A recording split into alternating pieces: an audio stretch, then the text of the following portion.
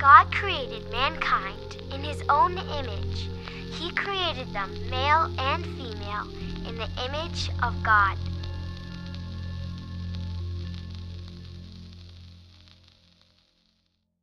Like a set of new glasses that helps us see the world with greater clarity, the value of human life defines how we see and respond to those around us. From the formation of a child's first tiny cell to life's final breath, all life has dignity and value.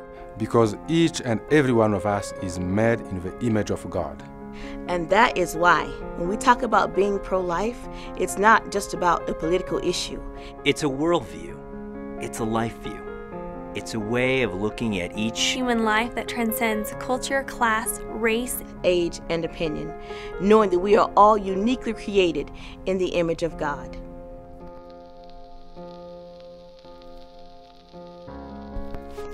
The sanctity of human life is deeply rooted in Scripture and modeled through the life of Jesus Christ, who said, "Whatever you did for the least of these brothers of mine, you did for me." When we begin to see others as God sees them, we're moved to care more deeply about those created in His image, and we will live each day in a way that honors our Creator. We won't see the Scriptures as mere words, but as commands to express His heart through our actions. Commands like speak up for those who cannot speak for themselves, and ensure justice for those being crushed, or love your neighbor as yourself. The sanctity of human life speaks to ancient questions that span all of time and every culture. Questions like, who is God? Who am I? Who is my neighbor? Jesus responded to those questions with the story of the Good Samaritan, who saw another man who was broken and bleeding. And instead of looking the other way as others had, he stopped and cared for that man, even at great cost to himself. Jesus said, "Go and do likewise." Let us see people as God sees them, seeing their needs and having mercy on them, because every person is made in the image of God.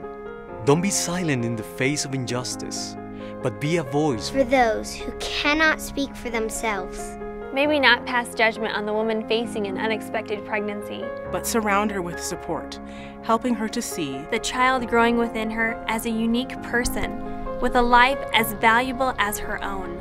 So, reach out to orphans in distant lands, or the foster child in our own backyard, who is waiting, hoping, and praying for a family to call their own. Embrace those with special needs as a special reflection of the image of our Creator God. Let us care for the widow in distress and loneliness. And let us befriend those in prison.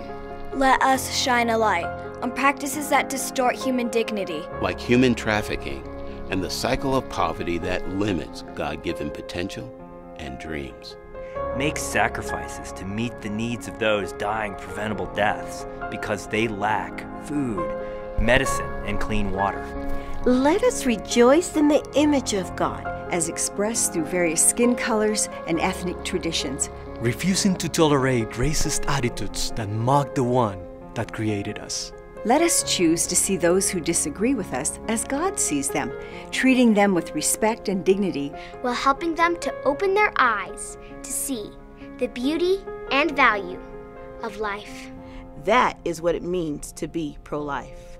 This is why we need to be a voice.